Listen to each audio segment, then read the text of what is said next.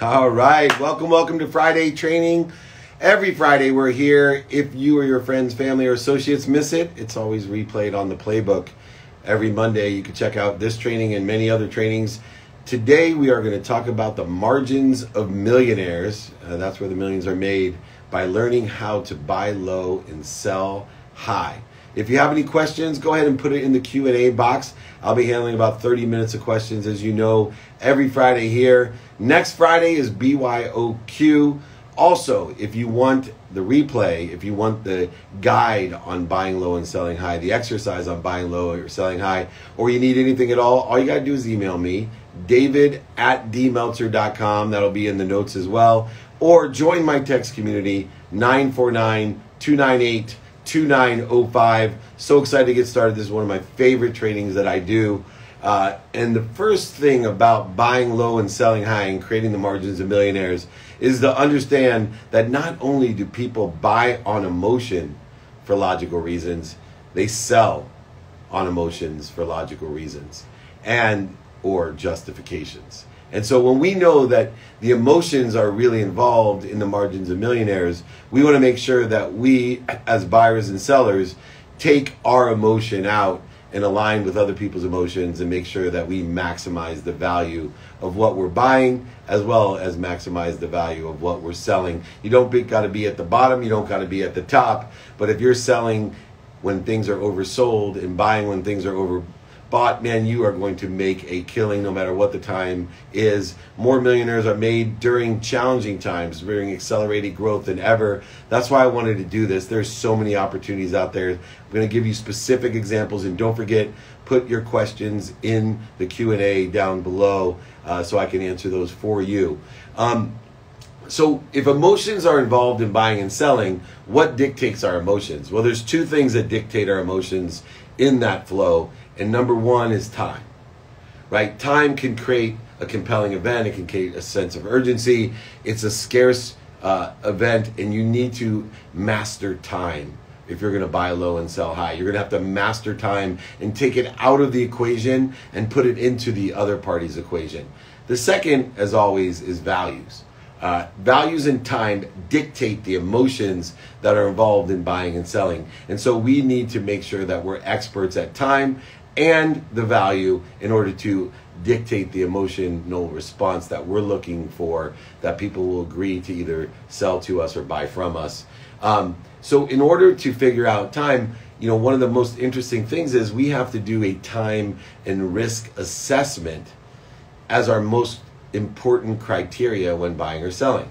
We need to understand what is the timing of this opportunity and what risk level am I willing to endure. If you're not considering time and risk assessment in all your buying and selling activities that are significant, right? Because we don't want to waste our time, emotion, and energy when we go to buy a lollipop.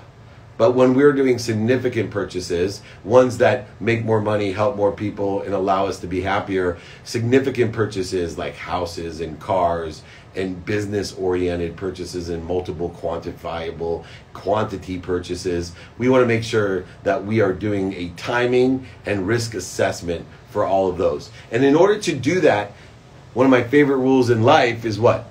Take inventory of your values every single day. You need to look through, in order to do a correct time and risk assessment, what are my personal values? According to what?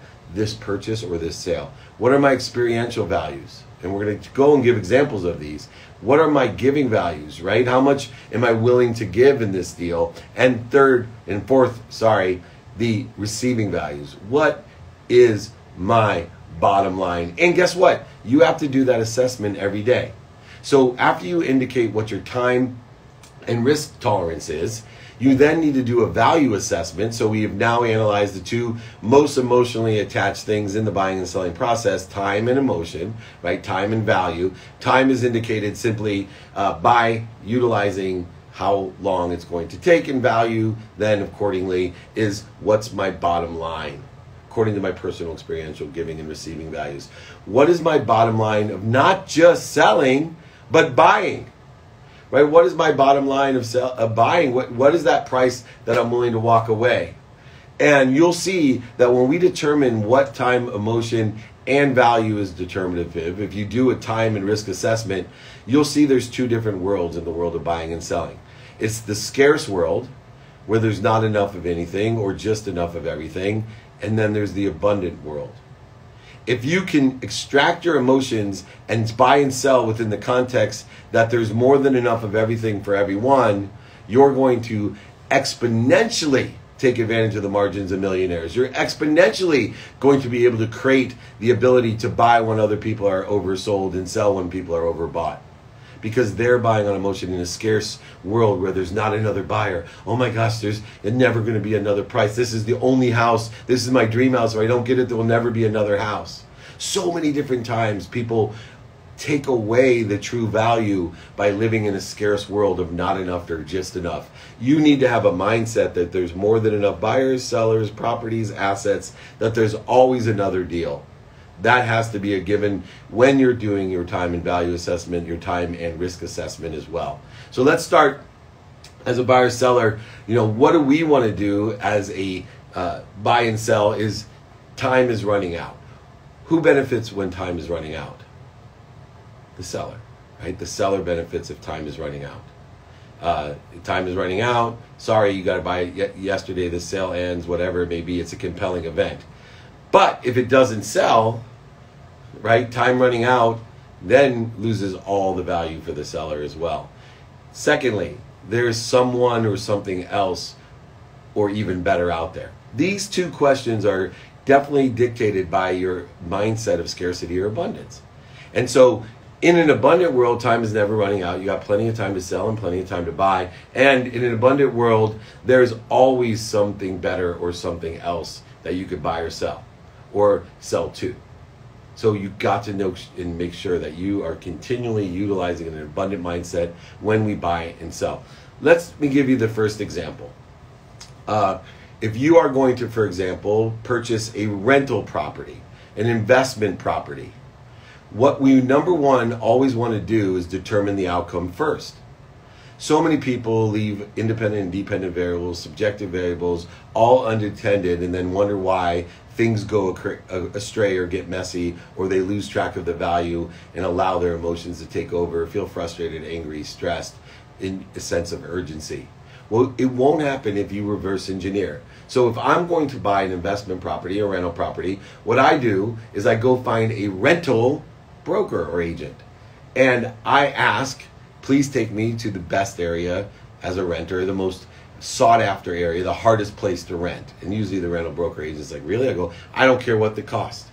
I'm one of those customers. I don't care what it costs. I want to live in the hottest market. And so that rental agent will take you around and show you where, when something goes on the market, it's rented within a day.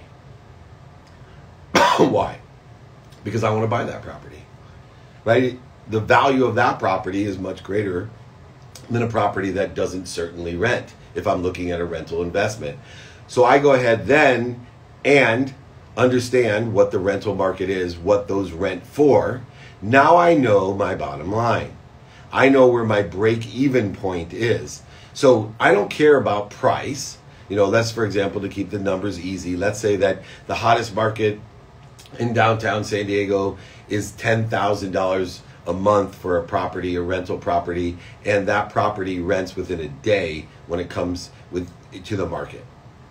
So now I know that I want to make sure that my upkeep, payment, insurance, all the different costs are going to be $10,000 or less, because if I can break even on a rental investment, I win. Because I'm paying down that, I have tax benefits, I have all types of different opportunities that come from it. I know and am confident that every dollar below $10,000 a month, a payment, not a price, right? So many people get caught up when they're buying properties, oh, this price or that price. No, you're buying a payment. You're buying a payment. Trust me, with interest rates at 2.5% today, if interest rates went up to 5%, your payment would almost be double, even if the price was the same. So always think payment, not price. And reverse engineer, be the buyer that you want to sell to. Be the buyer that you want to sell to, reverse engineer that, and you will be able to control the timing, the risk tolerance, the time, and the value that you're looking for. You will consistently create the margins of millionaires. You'll be able to buy those properties. Although everyone thinks it's high, you'll be buying it when it's low. You'll be creating those margins because you know that it rents out. It's very, very important, those lessons that we have. Know your now. Reverse engineer everything, become the customer that you want. And then 2, know your math. Know the quantitative versus subjective or perceived value of a property, right? Because if you know the perceived value, location is a perceived value. If you know the perceived value that it has a pretty bathroom or somebody, these perceived values. I had a friend, he only gave gifts of perceived value, things that he bought at 90% off and then only asked for real value back, right? Cash, minerals, things like that. Creating margins of millionaires simply by understanding the difference between quantitative and subjective value. I'm wearing purple today, so I've got to remember what happens when we have subjective values. You're nothing but a purple dinosaur, right? You don't want to be Barney, right? Subjective value, I love you, you love me, nobody makes any money in this property, that's for sure, when you have subjective value. So make sure that you quantitatively do the math and reverse engineer what you need. All right, do that. Next example, the cookie jar example, stocks. I was a victim of this. I had a cookie jar mentality. I assigned a definition and an understanding and a meaning to my money. I'm saving for a house. This is my cookie jar for a house. Oh, I have this opportunity. I got to start another cookie jar. No. Money's an energy. It's an object of energy that we put into the flow to get what we want. And if we blend it with the other object of energy that we put into the flow, faith, we end up having more for less. We end up having an abundant attitude. So the story that my dad, who was in real estate, used to tell me is don't use a cookie jar, right? Because money is fluid. It's like grease, like my Uncle Larry always said as well. But my Uncle Larry would say, don't be a tube. I love this saying, don't be a tube. And I would always puzzle, like, what does he mean, don't be a tube? He said, most people in the world, when it comes to investment and making money and understanding the margins of millionaires, they're tubes. Don't be a tube. Don't live hand to mouth, right? If you're just a tube, all you're concerned about is putting food in your mouth and letting it go out the other side of your tube.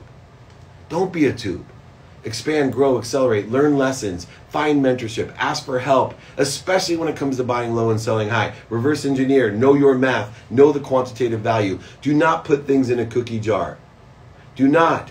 Allow the money to flow. It's like grease. Allow it to be used in multiple ways and quantitatively figure out what's the best use of my money. I'll give you an example with stocks. I got caught in this game all the time.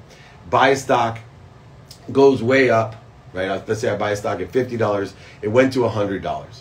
Now, never did I have a plan. I didn't reverse engineer. I didn't quantitatively say that when I doubled in this amount of time, I would sell this much of it, which is what you're supposed to do. But then invariably, the stock went from $100 all the way down to $25. And then I tell myself, well, I'm going to wait until I get back up to 50 and sell it. Why? I'm playing the cookie jar mentality.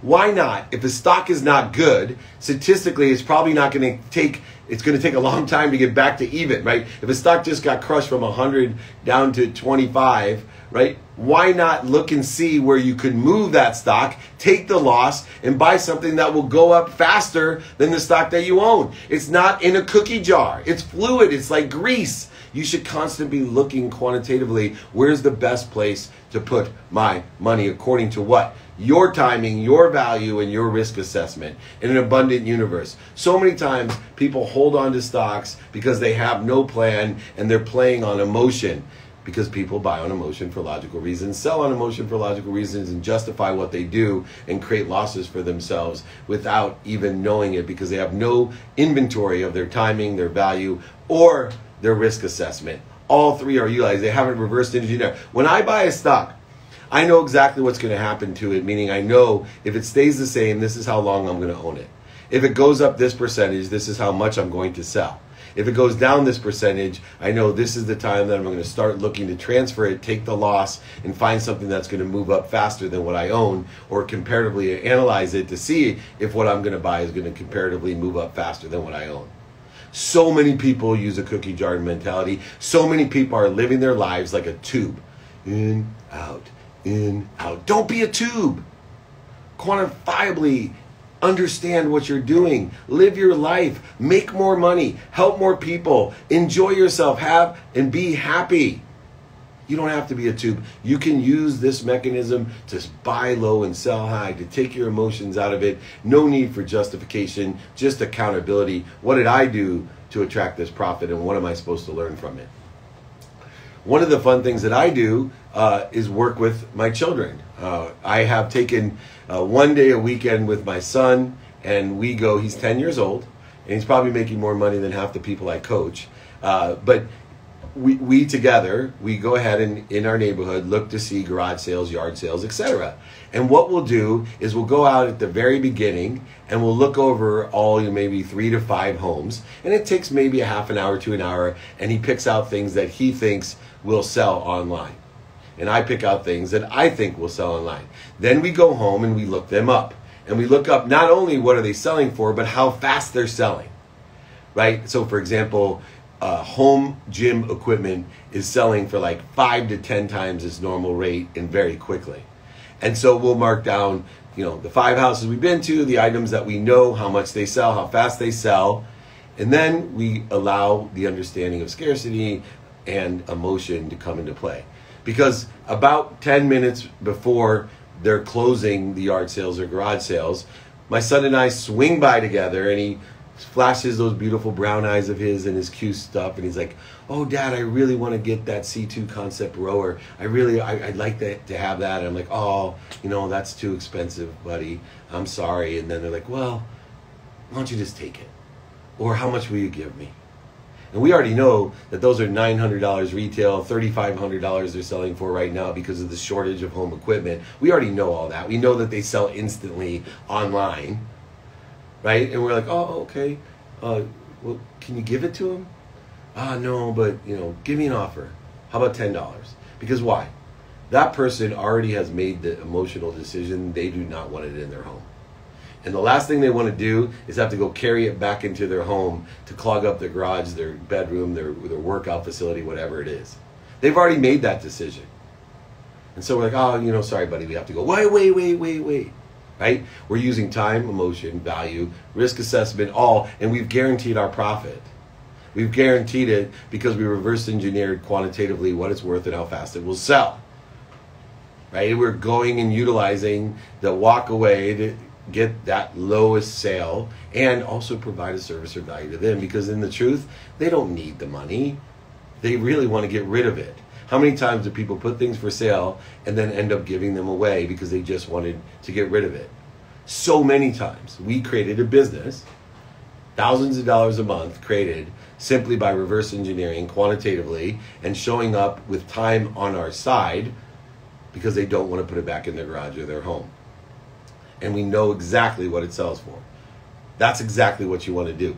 Anybody can do this. Anybody. You just have to be more interested than interesting and spend a little bit of amount of time. My son will pay for his college from walking around and having fun with his dad on the weekend, since they canceled most of the sports anyway. We're going ahead, helping other people, clearing out their garages and their houses, creating an economic education, something that's truly valuable for my son, and spending father and son time with him and giving him inspiration on how to buy low and sell high. I'm creating an education of margins of millionaires for the 10-year-old, right? Making amazing amount of fun with it. All right, next example, car example. A lot of you have seen the car video, and a lot of questions were raised by a car video. Cars are the easiest because you don't have to leave your desk. There are so many different car sites that you can go ahead and start with any amount of money and go ahead and 3 times that amount of money, or add $3,000 or $2,000 to whatever profit you want to make, reverse engineer that, and go ahead and look and see what cars sell the fastest at, for example, $3,000. Right? You'll get a list of those cars. What year, what model, what color. You'll see what cars sell the fastest at $3,000. Then look up those cars on all the different sites and start offering $1,000 for them. Tell them, "I need to buy it today. I'll give you $1,000. Now, you have to have thick skin. You can't look for approval of everyone and to be liked by everyone, because you will get people back that say, you're annoying me, that's rude, how dare you, you're insulting me. I'm like, you don't know me. I didn't insult you. I offered you a price. You have no need to be offended. But there's always that 1 out of 50, 1 out of 100, that $1,000 is the value that they want, and they can't wait because time is on your side and you're offering them money immediately. Boom, buy that car.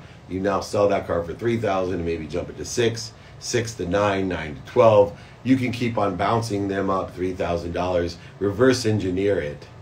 And you can do that with a ton of different products. I personally like and enjoy cars. I enjoy the idea and get to drive them for a couple weeks and sell them. I enjoy that process myself. That's how I got involved with it and created a video about it too. Stick to your plan though. I will tell you, when people ask me what the biggest mistake of 2020 that I've made is that I got, just like when I was young, I got too good at buying and selling houses and I jumped off of my plan. Once again, my ego got in my way, my own greed got in my way, and I ended up with a car that was way better than the car I normally drove. My kids liked the car, and I ended up losing money. I went completely off plan, and with COVID and repairs and, I let my ego get in the way. It was a disaster. So even the best of us screw up. If you have a plan, keep your emotions out of it. Stick to the time and the value, because those dictate the emotions. Make sure you have timing and risk assessment. Do not listen to your teenage daughters how cool the car is that you have built up all the time over 6-7 months, from $1,000 all the way up to a really cool car, just to have it almost fall completely apart. I think with the amount of time, emotion, and energy that I ended up putting into it, I lost money for sure, which is not my plan, right? I'm teaching buying and selling low. Sometimes I get to use myself as a bad example, use my dummy tax so that you don't have to pay it. How nice would it be if someone came around going, hey, your federal and state taxes, I'll pay those for you. Well, that's what Uncle David's doing for you today. He's giving you the dummy tax, which is far more than state or federal taxes. So you don't need to worry about that. So when we're buying cars, there's multitudes and multitudes of cars. All you got to do is reverse engineer the cars that sell the fastest at what price, and go ahead and lowball offer to those, and you'll find someone that does. And guess what? Until you do, you haven't lost any money. You can send out your offers every day. There's so many different sites, so many different people. The worst thing someone could say is no. Next example. One of my favorite examples is the Dave & Buster's example. I did Dave Meltzer Day at Angel Stadium with our Meltzer mission, powering over 1 billion people to be happy, on the scoreboards in the front marquee at the Angel Stadium, and I got Dave & Buster's to give a $25 gift card for games in Dave & Buster's. So everybody that came to the stadium that day, however many thousands of people, they got a Dave & Buster's gift card for $25. You could buy a $5 ticket and get a $25 gift card. I mean, where's the ROI in that? So, great idea, right? Well, I thought, what a great idea it was. I'm going to take all 4 of my kids and all their friends to Dave & Buster's because I have all these $25 gift cards. And I'm thinking, gosh, not only did I have a great Dave Meltzer gift night at Angel Stadium, this great virtual gift night, but more importantly, I'm taking my family and all their friends, and it's going to be free. Well, nothing is free is the last lesson, because I ended up taking my girls and their friends, and then their parents came to pick them up or to hang out, and I think those free gift cards cost me about a $2,500 food and bar bill, and meanwhile all I got was something that had no value, right? Games that cost them nothing for plays of all those kids. I paid for them. Remember, quantitatively, don't be a Barney. Barneys get things for free. Barneys believe in free. Subjective value, perceived value. That's a Barney move. I love you, you love me, I'm going to give you this for free. No, no, no, no, nothing is free. There's always a quantitative analysis. What is it going to cost, or what am I buying? What am I selling?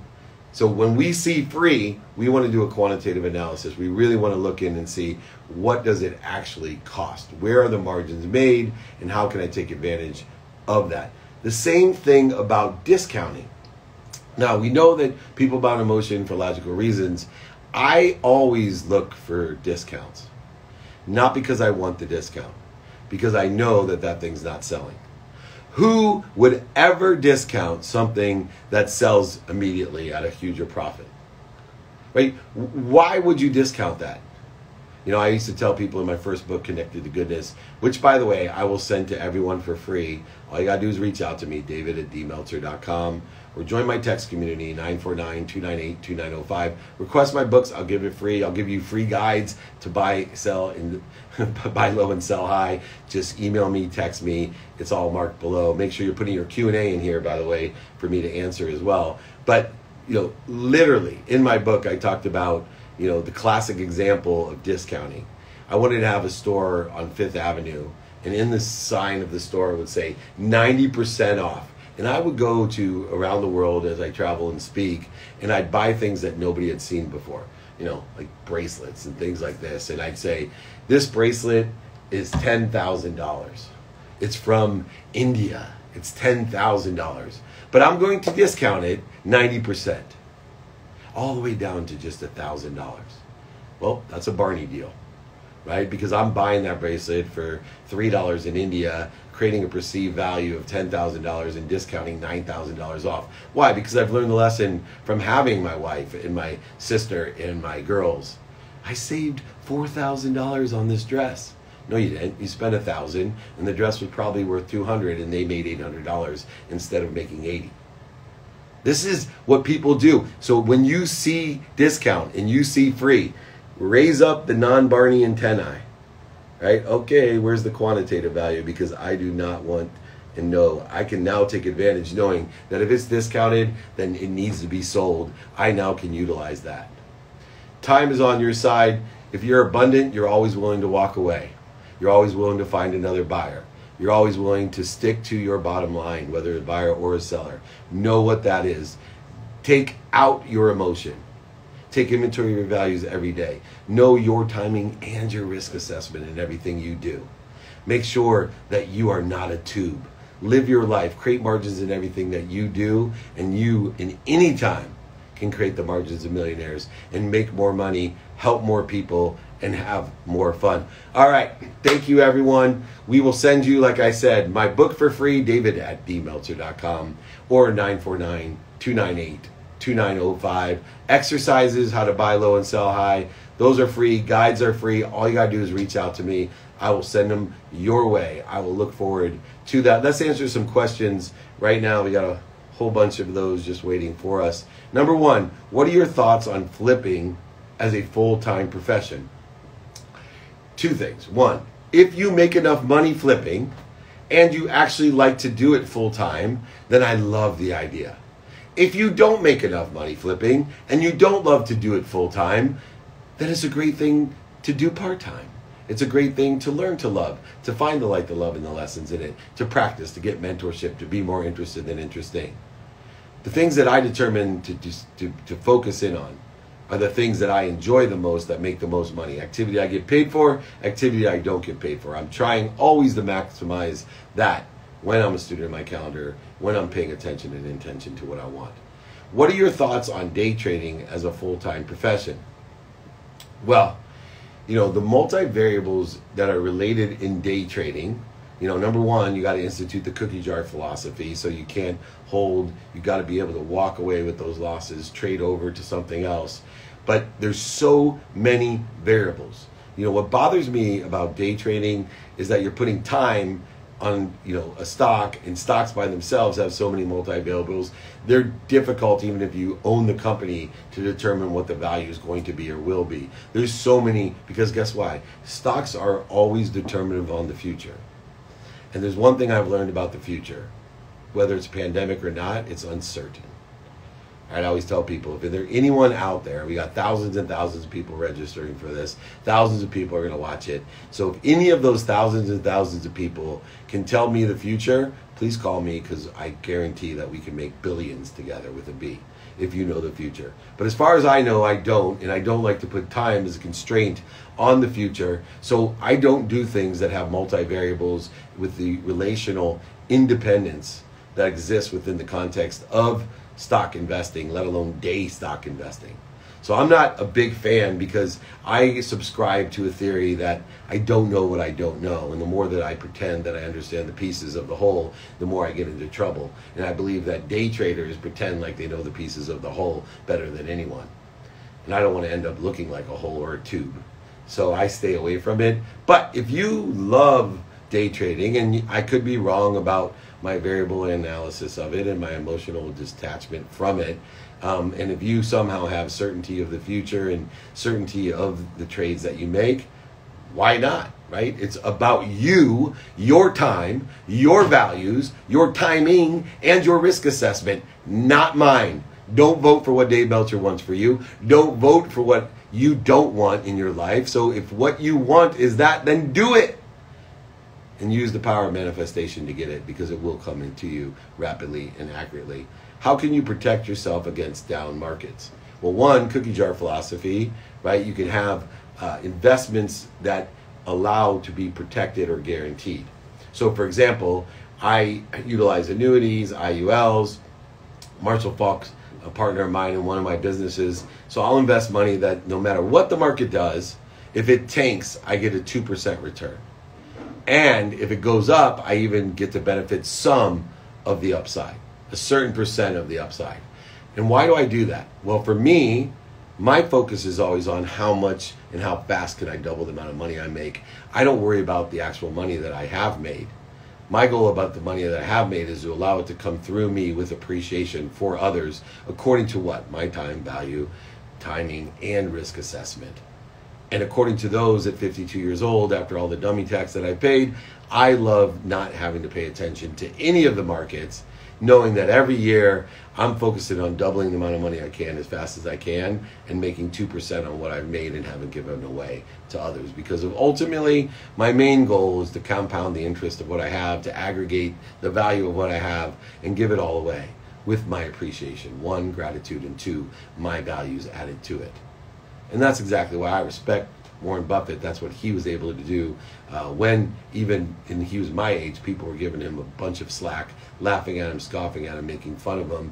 And he knew that every dollar he saved today, compounded and aggregated, would be thousands of dollars in the future. And although other people thought he was scarce, he ended up being the most abundant of all the wise men that I know, giving away everything that he has. Not only giving away everything that he has, but also inspiring other billionaires to give everything away that they have as well. Are there any things that are difficult to buy low and sell high? Yeah, things that you cannot determine or reverse engineer. Right? If you can't determine the value, things that have perceived value or subjective value are very difficult to buy low and sell high. And so anything that's perspective or perceived in its value is more difficult to buy low and sell high, or sell high and buy low, whichever way you want to put it.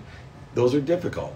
The easiest things are these examples that I gave you: rental properties, houses, cars, garage sales, items that you can reverse engineer and be as close to certain as possible that the market exists, the timing exists, and no matter what happens in the future, there's very little downside because of the speed in which it sells, right? If something is historically something that sells within a day, you have limited the risk of time being a factor of the situation changing. If it takes 3 years to sell something, we have no clue what's going to happen in 3 years. But very rarely do things change within an instant in a market like that. There's usually a time gap within the context. So that's where time, value, risk assessment, and timing are so important in what you do. What is the most useful lesson you have learned in the last 90 days? The most useful lesson I've learned in the last 90 days, wow, so many lessons that I've learned. The mind is a mess, right? I talk about relying on our senses and our memories, that the more that we can practice quieting and get our minds out of the way and really tap into our frequencies, our unconscious competencies, our true selves, our potential, the better off we are. And we do that through gratitude, finding the light, the love, and the lessons, forgiveness for all the mistakes, the setups that we have in our lives, accountability, understanding what did I do to attract this to my life and what am I supposed to learn from it, and finally inspiration. So that is, to me, the biggest. What if I suck at sales? Well, there's two kinds of salespeople. There's the Eagles, right? The Eagles that naturally can sell ice to Eskimos, can go ahead and have an emotional intelligence in order to understand time, risk tolerance, assessment, value, etc. And then there's people that I call journey people. And journey people, like anybody else, just like golf, they start swinging the club and they get lessons and they keep practicing. 2 minutes a day, worth more than 2 hours on a Saturday. 5 minutes a day, worth more than 5 hours on a Saturday. 10 minutes a day, worth more than 10 on a Saturday. And they're able to practice and get better and better. And even though they feel as if their potential, they suck, pretty soon they get good. And then they get better and end up great. They may not ever be an Eagle. They may not ever be a Zig Ziglar or Dennis Waitley, or Tony Robbins. But they get good. And they consistently create margins by learning how pragmatically, systematically, through consistent behavior, how to buy low and sell high. Anyone can do it. You can take the suck that you suck at whatever it is, and you can take a weakness and move it to a different place, and it becomes a strength. And if you practice it, that allows you to move that weakness into a bigger and better place, into a stronger position for what you feel you suck at. You take the suck, which is equivalent in everyone's life. Everyone has a certain percentage of suck.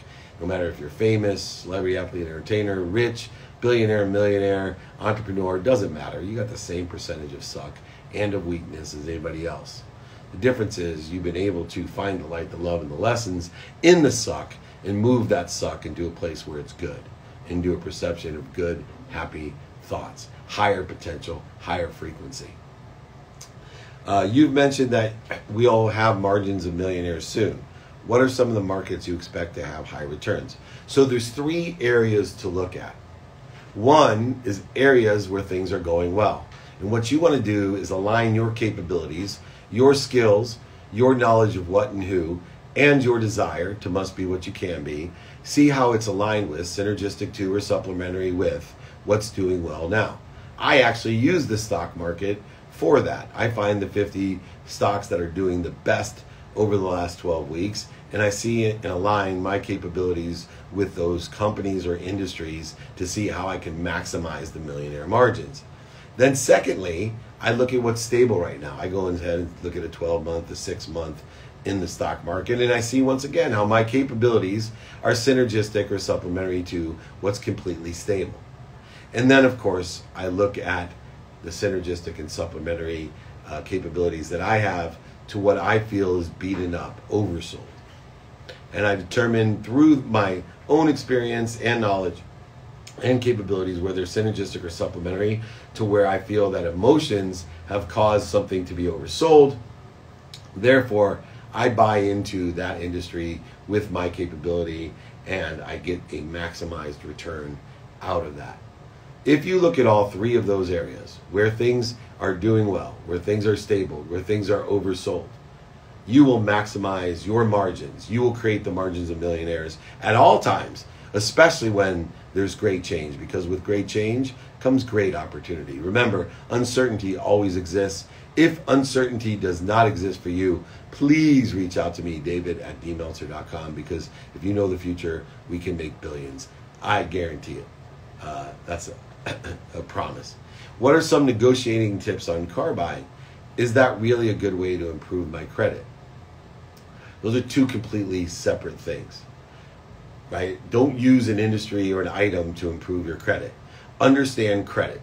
Be more interesting than interested. Go find someone. There's so many credit experts that can go through, and there's also like CreditWise, all types of services where you can have simulators to see what activity increases or decreases your credit score, no matter what that is. It's not a matter of what you're buying, a car, a house, a boat. It doesn't matter what you're buying.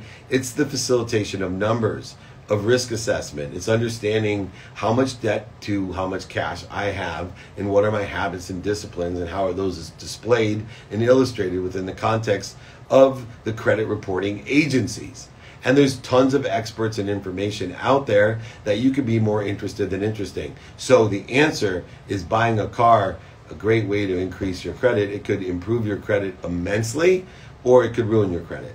determined upon what your actual position in cash is, how much credit you have, what you're buying and selling, payment habits are. So don't worry about what you're buying.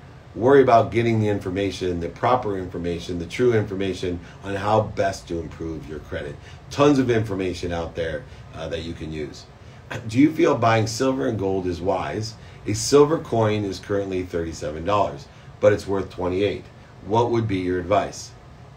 I would sell it for $37 and buy them for $28. The $9 margin. My advice is to study history. Because if you study history, you'll understand human nature and the emotion of the time value, risk assessment, and timing of gold and silver and different commodities like that. Historical analysis of those determined upon political activities, socioeconomic activities, all types of things can be utilized as independent and dependent variables on when to buy and sell different commodities. But if you have a buyer at 37 and it's worth 28, then go buy someone else's at 28 and sell it for 37. But I would study history. Always study history, because it will teach you human nature. If you know human nature and have the emotional intelligence combined with the selling and buying and risk assessment and value, all of those different things involved in timing, you will have a statistical advantage of buying low and selling high. How do you find the motivation to continue to produce content? Well, first of all, I'm not going to do anything that I can't learn to love to do. And so my mission in life is to empower others to be happy. I'm looking for 1,000 people in my lifetime to empower 1,000 people, to empower 1,000 people. 1,000 times 1,000 is a million times 1,000 is a billion. So I take inventory of my values every single day and align it with my mission. And I know one thing, that because of technology, because of platforms, because of the ability to capture what I do, to modify it appropriately with all the different platforms that exist, and amplify it in an appropriate way, and perpetuate it for legacy reasons, for generations and generations to come, where it can be remodified, re-amplified, that putting out that content is my best, most statistically efficient way of empowering over 1 billion people in my lifetime to be happy, to create a collective consciousness that will change the world from a world of not enough, where people are victims, where everything happens to them, to move it into a world of just enough, where they're capable of buying what they need, hopefully not to impress people that they don't like, hopefully not things that you don't need, but more importantly, to move them an entire eighth of the world, over 1 billion people, to be happy through an unbelievable abundance. Right? We're talking about the importance of abundance in buying and selling. Well, the greatest importance of abundance is the belief that there's more than enough of everything for everyone. That's why abundant thinkers never are at the bottom or the top. They're always creating the margins of millionaires, because they have the confidence there's always someone else, that everything happens at the right way at the perfect time, that there's always more than enough. So they're never scarce and scared. They're never looking, I gotta sell, I gotta buy. They never allow that to happen. It's always for the best and greatest good and the greatest interest, in that context of creating a collective consciousness of happiness. Is Airbnb a good company to use to make profit versus actual monthly rentals? Perfect example of reverse engineering. So take an area in which you want to sell or buy a rental, and go ahead and experience for yourself. Look for an expert in the area. Someone's been there 30 or 40 years selling monthly rentals. Look for someone that's an expert in Airbnb, and see exactly how much it would cost in order to do that, to rent it, how quickly it would rent, what are the historical numbers on it, as the customer, not as the owner. And then you'll know what it's going to be like to be an owner. You'll be able to go ahead and buy a place on payments, not on price.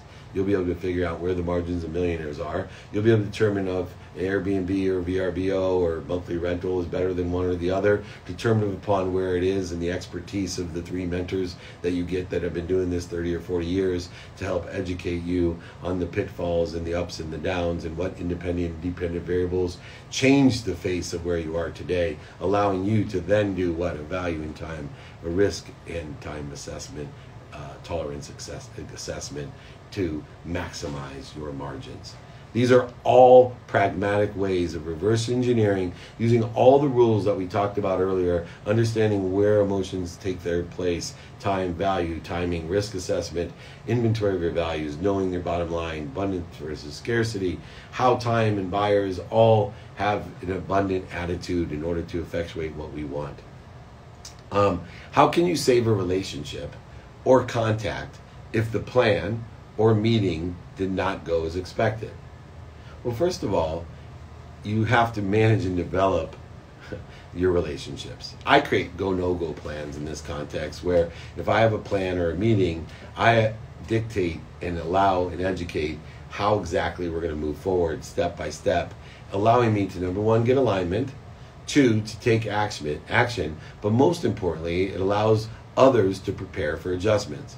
If you don't know what a go, no-go plan is, or managing and developing a vision, it's all included in my book. You're welcome to get it for free, david@dmeltzer.com, or text me 949-298-2905, or the exercise on that, managing and develop. Get a go, no-go plan from me, because it will allow you to get the AAA strategy of alignment, action, and adjustment into place, statistically allowing you to live life as it was dictated to us with uncertainty. Meaning it's already managing the expectations that if we want to make God laugh, come up with a well-developed plan. So by using a go, no-go plan, we statistically allow people to take baby steps through the process, allowing them not only to take action accordingly and aligned with what we're doing, but more importantly, to prepare them for adjustment, allowing us both to maximize the opportunity according to the circumstances that exist today. Because guess what? Things change. What are your thoughts on the opportunity to start a business relationship with a business partnership, giving 100% because they believe in the product, but need your support and approval to move forward in spreading the magic of your inspirational slogans? Well, I mean, in any partnership, you have to quantify the value given and receiving.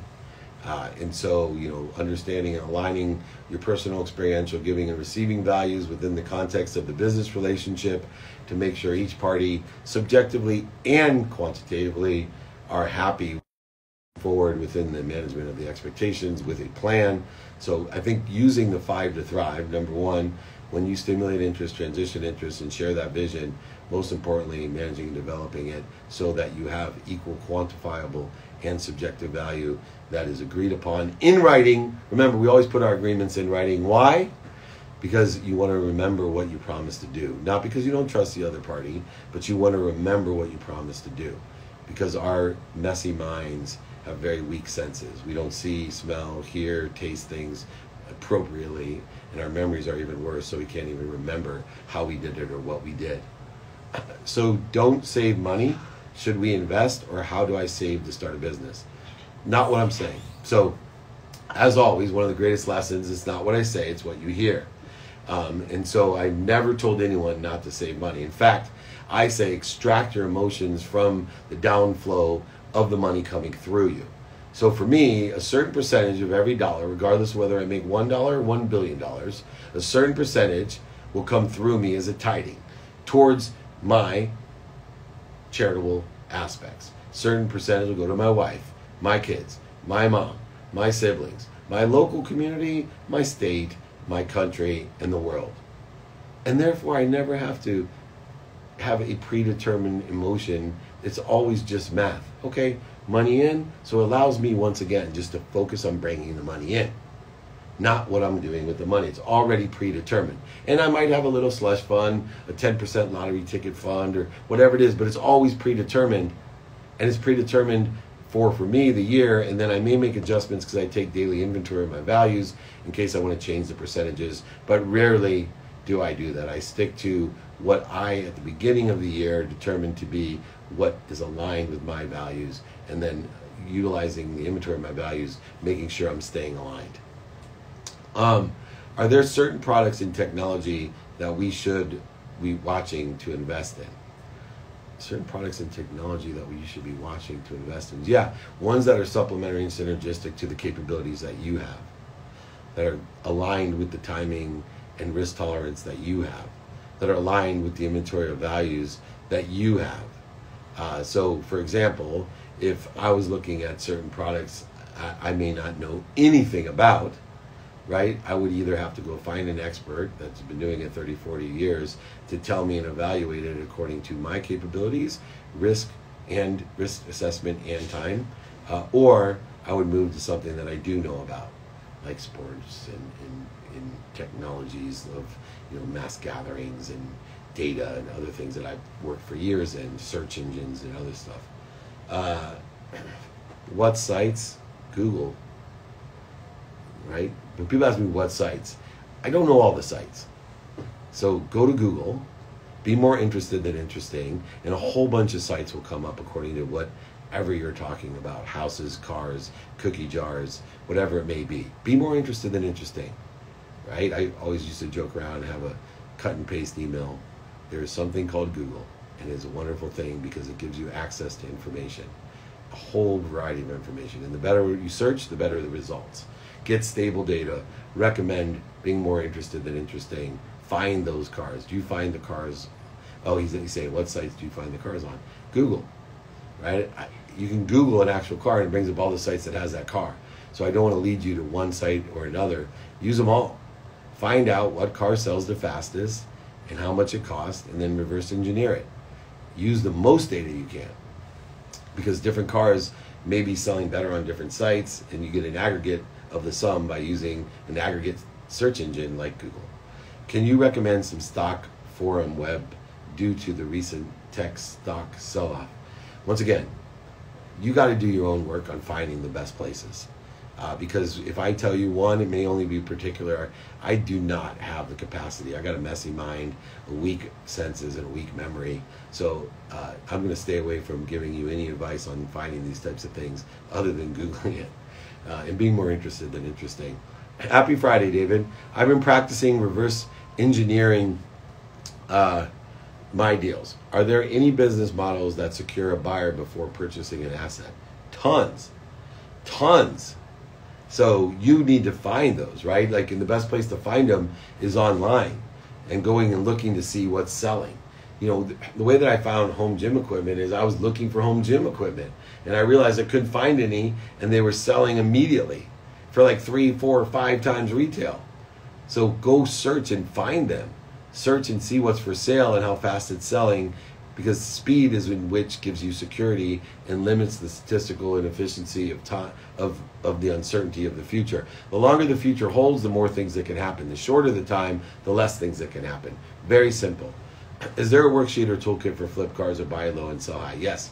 If you want the worksheet or exercise from me, then go ahead, email me, david@dmeltzer.com, or join my text community. You get all the exercises, guides, and my books for free. 949-298-2905. Do you believe insurance reviews and offerings are a value add in real estate market? Would someone who offers holistic review be beneficial to those brokers? Well, determined upon the expertise of the area, the price range, the type, all the different variables that you may be interested, the key component is find someone who has and is aligned with what situational knowledge you want. If you can find an expert of someone who sits in the position that you want to be in, then that expert, whether they're holistic or not, or whatever approach they take, you will find them. But find someone in the situation that you want to be in and utilize them and ask those critical questions. Can you please let me know when it's oversold? Or can you please let me know when it's overbought? So those are really good ways. Do I need to clean up my DMV record? And do I need a dealer's license to sell cars online? Do I buy locally? Well, it depends on what state you're in. Different states will allow you to do 3, 5, unlimited. So I don't know what the DMV requires in each of your state. But once again, go ahead and ask. The DMV has a website with FAQs on it. You can go ahead and take the time to learn how best. And guess what? When you do that, you're living in the extra mile. You're doing things that most people don't do. That's where the subtleties of success and awareness come about. That's where you start figuring out, oh, nobody really knows you can do this. I can make more margins here. Margins of millionaires, ones that change my life. Because very few people know that in this state, you can do it 10 times. And in this state, you can do it 1 time. And in this state, you don't have to, do this. I've learned lessons all the time.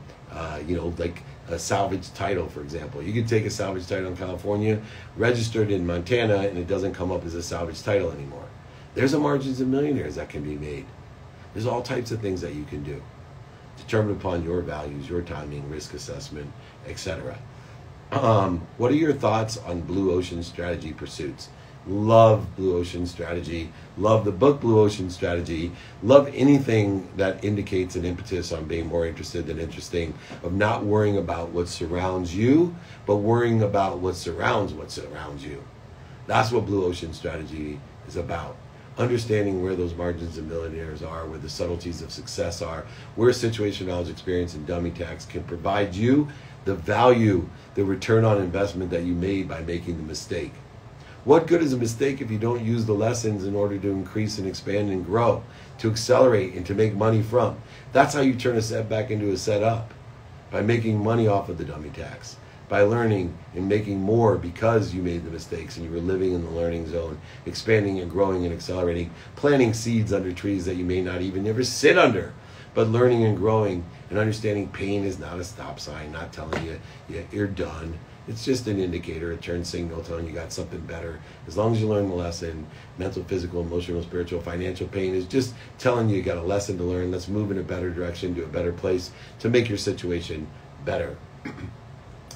Do you bring the buy low, sell high mindset to making large business deals, acquisitions, mergers, and etc.? Absolutely. The difference is there's multiple variables, and quantitative value is so important. Understanding how, and obviously timing is a big issue with risk assessment, but there's a lot of protective measures that are taken into place. Kind of like the hedging that I utilize in the savings plan that I have with annuities and IUL, to make sure that I'm preparing myself and understanding to mitigate risk, understanding my timing and risk assessment, all absolutely utilized every single day in multi-billion-dollar deals, acquisitions, mergers, etc. How do I file a patent? I started my business already, but this is my last step before I can market. I have a referral for you, multiple referrals. I always like to give 3. So just email me, david@dmeltzer.com. Join my text community if you like that better. If you're a text person, 949-298-2905. Happy to give you referrals for where to file a patent and how much it should cost, or give you the most economical way aligned with what your objectives are. All right, last question here on Buy Low, Sell High, the Margins of Millionaires. Remember, if you want the exercises or guides, if you want my book, all you got to do is reach out. David@dmeltzer.com, 949-298-2905. Next week's going to be all Q&A. So if I didn't get to your question, join me live on Office Hours, join me live on Instagram Live, join me on my TV show, the 2-minute drill, whatever you want. But next week is all BYOQ. Bring your questions. I'll bring the answers. Hopefully they're valuable. Hopefully if you've missed this, send it to your friends, the replay, always on the playbook on Mondays. You can get all the answers that hopefully have value for you. If not, you'll know what not to do. If you don't like Dave Meltzer and his answers, then do the opposite. Maybe you'll make more money. That's one strategy that you definitely could do. Last question. Why don't you like to invest in stocks? What are the best places to invest in your opinion? Well, number one, I personally don't want to waste my time, emotion, and energy because there's too many variables that I can't control in stocks. So I focus in on making the money, doubling the money, and allowing my money to sit in a secure position, a savings, Maria, savings, in a certain percentage. That's fine with me because I like to do that. But other people may not. Where do you want to invest? Where your values are, where your expertise or confined expertise is, with your timing and your risk assessment. You need to take inventory of your values, of who you know and what you know, your capabilities, of your skills, your knowledge and desire when investing. But you want to make sure that your emotions are taken out of the equation so that you can reverse engineer quantitatively when to buy, what that bottom line is, and when to sell, what that bottom line is. And not be afraid to walk away with an abundant attitude that there's more than enough buyers, more than enough sellers, more than enough of everything for everyone. I want to thank everybody. Remember, free guide, book exercises, david@dmeltzer.com. Join me every Friday, 11 a.m. for training. BYOQ, bring your own questions, is next Friday. Please, most importantly, be kind to your future self and do good deeds. It's always a pleasure.